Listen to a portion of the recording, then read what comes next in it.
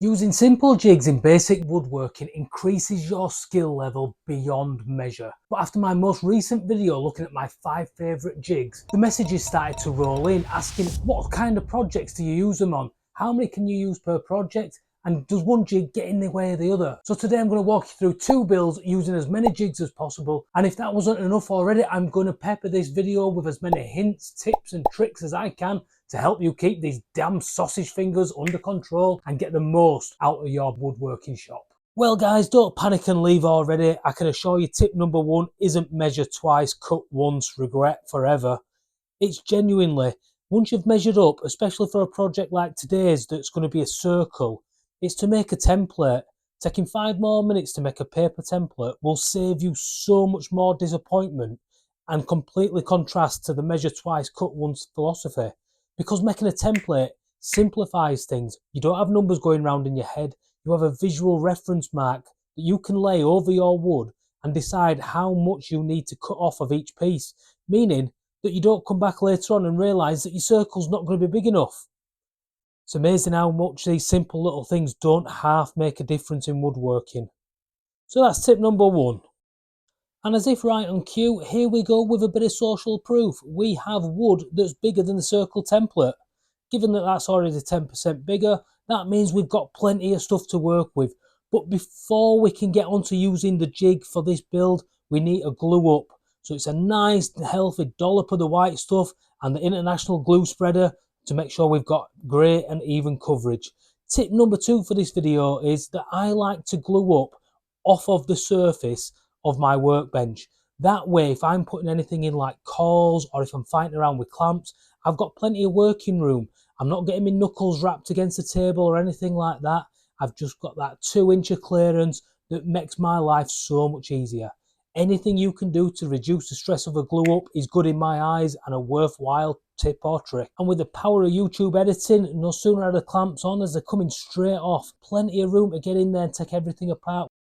And this brings us straight on to jig number 1, the circle jig, a humble piece of MDF with some lines drawn on it and a couple of holes that match up with your router. Simply bolt this bad boy in, having taken off the top faceplate, and you're away to go. No more freehanding with a jigsaw, no more hoping that you stay outside the line, and no more wondering how you're going to get that flawless curve. One little piece of MDF and you are away and on top of things. Absolutely fantastic stuff, and you can't go wrong. But it's got more than one use, because this not only cuts, it can trim. And for a project like this that's a sink cover where you need a rebate section as well so it sits flush within the sink, then this is fantastic, because again, you're not going to make that mistake of freehanding something and coming up that little bit short or that little bit wonky. Number 1, it'll keep your missus happy if it's a present for her. But number 2, if you're selling it, there's nothing that makes you reduce the price like a little bit of wonkiness. So keep it straight, keep it flush, keep that price high. You'll thank me later. So with our cuts made and most of the sanding done, it's time to put a nice fat round over on the top of this, because I can assure you there's one thing that I've learned, and this is tip number 3, is that if you can have a contrast on the top edge to the bottom edge, it makes something look more premium. Don't ask me how or why, but it's just how it is. So the sanding all finished and a nice little water pop and resand to make it nice and silky smooth, it's time to put on a finish and call this one done. This sink cover's on its way to its new home, and there's a nice healthy little profit in it for the workshop. All made simple, all made possible by a little piece of MDF being made into a jig. Now with that first one built, it's on to the sequel, build number 2 that I promised you. And what's great about this build, and the reason why I've included it, is quite simple, is that this has 4 jigs in, and that's only 3 fingers. It's got 4 jigs in. And the reason why I'm putting this one in there is because, 1, it challenges me to learn how to count properly. And number 2, I wanted to show that it's not just about one jig per build. You can buddy these jigs up in different ways using different jigs to contribute to getting a flawless finish, because you can have really difficult projects that you can simplify and minimize the risk of mistakes by having different jigs to take out the difficulty and make things easy, repeatable or accurate. But enough of me rambling on. So while I'm learning to count, I'm going to walk you through. You'll have seen most of this to begin with. I'm going to mill up the wood. I'm going to make sure that everything's as it should be. And then we're going to come in with what is a replacement for a biscuit cutter. And we'll go from there, guys. So in its simplest sense, this jig is a square version of a letter U. And what it does is, in company with a slot cutter, it allows you to cut precise slots. Now, I've already marked on across all the pieces so I get everything in a straight line. The centre of the jig has a line that's going to match up with these. And this just makes a repeatable cut where I can come back and put a biscuit in when gluing up to make sure that I have a flawless and seamless glue joint. Because let's face it, guys, we've all been there where our big fat sausage fingers have got in the way on a glue up, and when we've come back to it, there's a little ridge somewhere, and that little ridge may only be a millimetre or two, but if you've been there, you know that that millimetre might take an hour's worth of sanding. So this simple little jig on a project like this saves you hours, because this was a big block of Meranti that I cut down, and this thing was tough as old boots. It genuinely did pose a challenge if I had to get it flattened if anything came out of line. And as I sand this to a silky smooth finish, I just wanted to give you a quick stat. Did you know that 87% of my regular viewers aren't actually subscribed? So if you're getting any value out of this video, please consider hitting that subscribe button. Really does make me happy.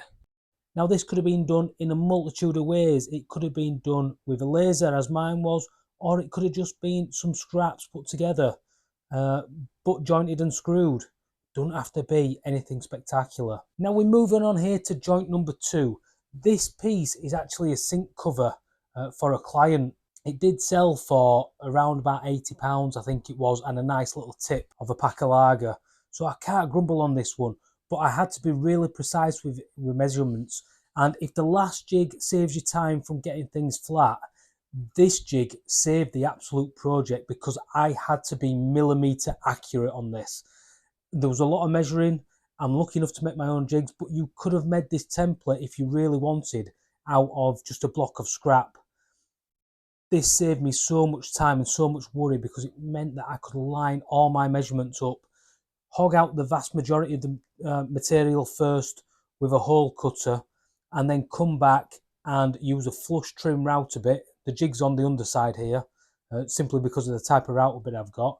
But it just made sure that everything was absolutely bang on and as square as it could be right up to that curve.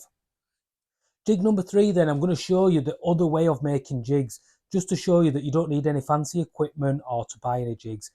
This board needed some finger holes on the side so it could be picked up easily from on top of the sink. And to do this, I've measured out the gap that I want cutting, or recessing should I say, and I'm going to come back with some good old double-sided sticky tape and 3 leftover scrap pieces that I'm going to stick down. This will give my router something to butt up against and mean that I'm not going to overshoot. I'm able to get a consistent depth because I'm using the router and I'm in control of the depth. But these 3 pieces of scrap make a recess, and that controls just how big these hand grooves are. The great thing with this is, as long as my measurements are fairly accurate, I can just transfer these 3 pieces onto the other side to make the second set. On any project, there's always a bit of sanding. This is why I like having a multi-tool. It's one of them tools that you don't use, but then every now and again it comes in and saves the day. So tip there for you is always have a multi-tool, no matter how cheap or expensive it is. So we're on to jig number 4 now, and this is the feet jig. Wouldn't have been too much of a problem on here measuring, but what I like about making these easy little jigs is that we're back to having sort of reliability, repeatability. There's nothing worse than taking a project to a client's house, dropping it off, and them noticing something like one of the feet is set back a little bit more than the others. It's just embarrassing. I'm going to stop short of calling myself a professional, but it's them little things that make the difference. And as we look at the final pictures that were supplied afterwards by my client, I think this turned out rather well. It sits nice and flush. The tap hole is just where it needs to be, and the feet just keep it elevated that little touch. And there we go. That is 2 builds showing 5 jigs. all showcasing something slightly different. Some of them are for repeatability, some of them are to tackle particular problems, some are just offcuts and scraps, others I've made on my laser. But you can knock these together any way you want, or if you really want, there's files out there that you can download. You can print it out off a printer and stick it on and cut out and make your sort of templates that way. I'm thinking about launching my own range, selling these made out of acrylic. I'm on the fence whether to do this and go down this line. And if I'm honest, guys, I'd love your feedback at the moment. Are jigs the sort of thing that you would look at splashing out a little bit of cash? What sort of jigs would you guys want? And what sort of price range do you think is reasonable with a little bit of postage to pay for a jig? I'm looking mainly at UK, but I'd be interested to know what those further afield think and what they think the right price range is. So I've got to say thank you very much for watching. Do let me know what you think about the jigs, and I'll see you guys on the next tool review or build video. Have a good time in your shop.